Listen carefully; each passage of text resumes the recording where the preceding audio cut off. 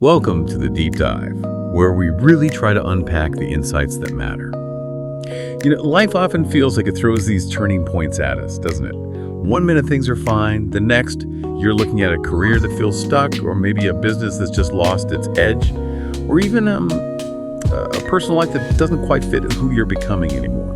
That feeling, that longing for a fresh start, well, it's something pretty much everyone experiences, I think. But what if that fresh start isn't really about escaping or just wiping the slate clean?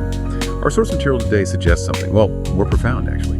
It says a new beginning isn't about erasing the past, it's about genuinely learning from it, preparing yourself properly, and then stepping into the future, but doing it with a whole new level of clarity, energy, and that hard-won wisdom. Exactly. And what's really key here, I think, is that this deep dive isn't about just, positive thinking or simple slogans. We're digging into 5 pretty powerful principles from our sources. Principles that can fundamentally change how you approach any fresh start, whether that's in your job, your personal life, or, maybe both. And these aren't about making huge dramatic changes overnight. It's more about these subtle but really impactful shifts. Shifts in how you see things, how you engage with life, and ultimately how you can actually shape your own future. Okay, let's get into this. So our first principle kind of pushes back against some common advice you hear. It's called, before you leap, look. Right. We're often told, just go for it, dive in, be courageous. And yeah, courage is important, no doubt. But the source material really stresses that just acting blindly without doing the groundwork, that often leads straight to disappointment, maybe even regret. Think about it for a second. And have you ever, maybe in a burst of excitement, just jumped into something without really looking first? I know that feeling, that urge to just do something now can be really strong, but it often means skipping crucial steps. Oh, absolutely. It's a very human impulse. And the sources, they give some really clear examples of the problems, like the person who's super passionate about a business idea. So they quit their job practically overnight, pour all their savings in, only to find out later there wasn't really a market for it, or, the problem they thought they were solving wasn't a real pain point for people. The source also talks about something like the rebound relationship trap. Someone jumps straight into a new relationship after a breakup without taking that necessary time to heal or to understand their own patterns, Both are just classic examples of leaping before looking. So the main point is looking means doing that homework, that intentional preparation. It's not about hesitating forever or getting stuck in analysis. So what does looking actually involve? Well, for career changes, the sources say you need to do some real research. Look into the industry you're considering. What's the demand like? What skills do you actually need? Maybe even talk to people already in that field. For starting a business, it's about that deep market analysis. Not just asking what people want, but figuring out why they want it. And crucially, is there a need people haven't even articulated yet? That gap between what's offered and what's truly needed. The sources point out, interestingly, that many businesses fail not because of a lack of passion, but because they didn't really grasp that market gap. And personally, looking means taking real time to reflect on your own behaviors, your emotional triggers, what really drives you. Before you dive into something new, when you step back, you see this preparation isn't about delay. It provides the stability, the solid ground you need to actually make those bold moves confidently, because you've done the work. That makes so much more sense. Yeah, it's like checking the map before you start a big hike instead of just wandering off hoping you're going the right way. Okay, and that leads us nicely into the second principle. Enhance your perception. See life the way it is. The source uses this great analogy here. It says your perception is like a camera lens. And that lens is dirty, maybe smudged with old ideas, or distorted by your hopes and fears.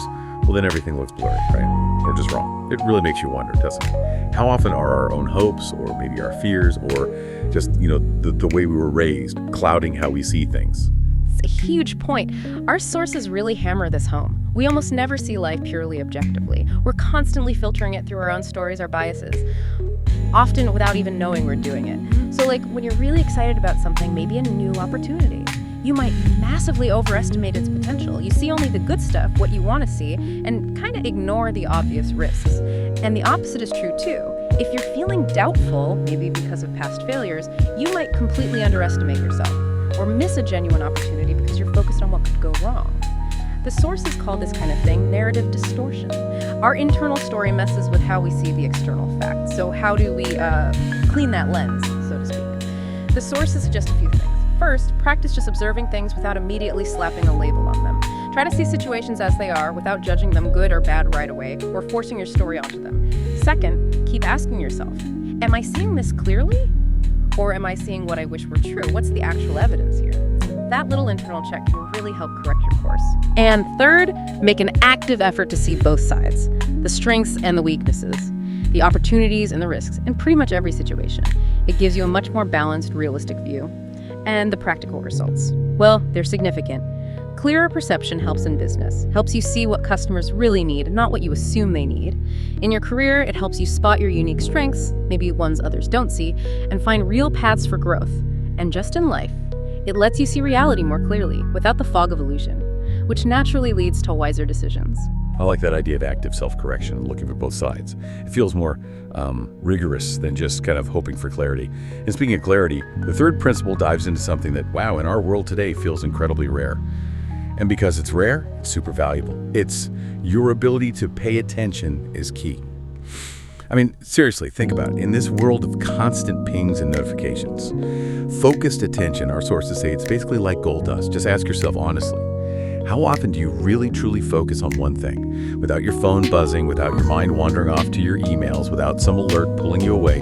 Probably not as much as we'd like, right? Exactly. Yeah, the source actually calls sustained attention a genuine superpower. And when you look at the impact, you can see why. Just think about the difference between giving something your full undivided attention versus that attention residue you get from constantly switching between tasks. When you bring your full attention to your work, you start noticing things. Subtle opportunities, maybe nuances in a meeting, unspoken needs, things that people who are distracted just completely miss. If you apply deep focus in your business, you can really get into complex problems. Find creative solutions, make connections that your competitors who are just skimming the surface will never see. And in relationships, giving someone your undivided attention, truly listening, being present, that builds incredible trust and depth. Something that's often missing when we're all so busy and fragmented. There's a beautiful analogy in the source. Attention is like sunlight. Whatever you shine it on will grow. So if you're looking for a practical way to start, try this. Just dedicate maybe 10-15 minutes to one single task. Complete focus. No phone nearby, no extra tabs open. Just pure immersion. Then slowly try to extend that time. You will genuinely be amazed, I think, at how your productivity, your creativity, even your sense of calm starts to increase. Not just for that task, but kind of spreading through your life. That's a challenge I think we could all benefit from taking up, especially when it comes to creating something new. And that leads really naturally into our fourth principle, which sort of deepens this whole idea of engagements. Put your life into whatever you do. High up. This one really makes you stop and think about the quality of effort we put in. Our sources point out something pretty obvious but profound. Half-hearted effort. It just leads to half-hearted results. It makes sense. And mediocrity often comes from holding back, right? From not fully committing. Excellence, though, that comes from really giving your best, from pouring your energy, your essence into what you're doing. So I have to ask you, our listener, when have you maybe held back? When have you just gone through the motions instead of really putting your all into it? It's a really important distinction. And if you look at the examples the sources bring up, the truly great artists, leaders, entrepreneurs, scientists throughout history, what did they have in common? They didn't just show up. They gave their entire being to what they were doing. Their passion, their focus, their dedication, complete immersion. The sources talk about moving from just a transactional approach, doing something to get something, to more of a mastery mindset. It's not just about finishing the task. It's about the craft involved in doing it well. And the payoff for that kind of full commitment, it's genuinely transformative. When you really put your life into your work, your career stops being just a way to pay the bills. It becomes a path for real growth, for mastery, for satisfaction. Your business becomes more than just about profit. It becomes an expression of your passion, your purpose.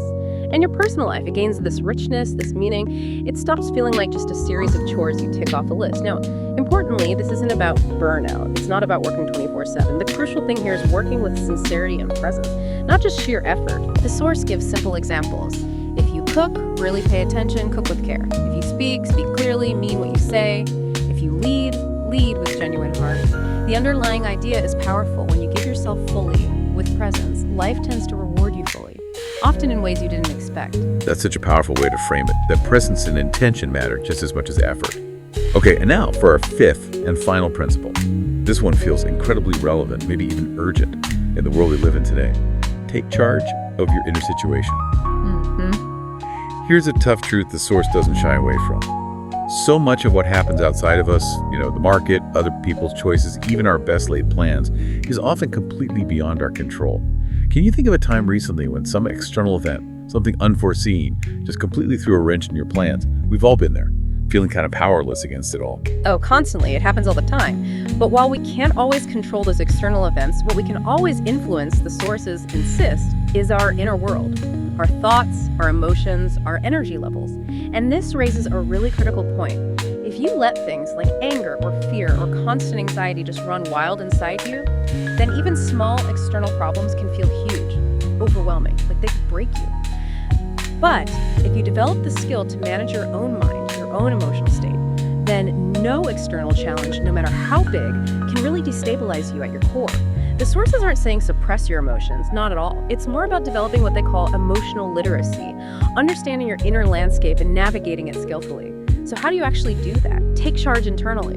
The source offers some practical steps. First, learn to create a pause. That moment between something happening and your automatic reaction. It's not just counting to 10, it's about creating conscious space. Second, things like mindfulness or meditation can be incredibly powerful tools. They help steady the mind, let you observe your thoughts without getting swept away, cultivate calm. And third, consciously choose your response, instead of just reacting on autopilot based on old habits or triggers. That ability to choose your internal state no matter what's happening outside, that's where your real power lies, and the outcome is transformative. When your inner world is more balanced, more steady, you can handle the outer chaos with so much more grace, resilience, and clarity. You shift from feeling like a victim of circumstances to feeling like the conscious creator of your own experience. Wow. Okay, so when you put all 5 of these together, it really does feel like a roadmap for significant change. Let's just quickly recap those 5 key principles for anyone thinking about a fresh start. 1, before you leap, look. Do that essential prep work. 2, enhance your perception. See life the way it is. Clean that lens. See clearly. 3, your ability to pay attention is key. Remember, focus is your superpower. 4, put your life into whatever you do. Commit fully with presence. And 5, take charge of your inner situation. Master your internal world. Yes. And tying it all together, the big message from our sources seems to be this. A real new beginning doesn't happen by running away from the past or just wishing things were different. It comes from fundamentally transforming yourself from the inside out. And applying these principles, maybe not all at once, but consistently, intentionally. That's what truly leads to growth, to fulfillment, and ultimately to success in whatever new direction you choose. So what does this mean for you listening right now? As life inevitably calls you towards some kind of fresh start, big or small, career, personal, whatever it might be, how might picking just one of these principles this week and really trying to embrace it start to shift things? Shift your perspective, shift your actions towards that new beginning, because ultimately a new beginning isn't just something that might happen. It's waiting for you, ready to be shaped by the person you decide to become.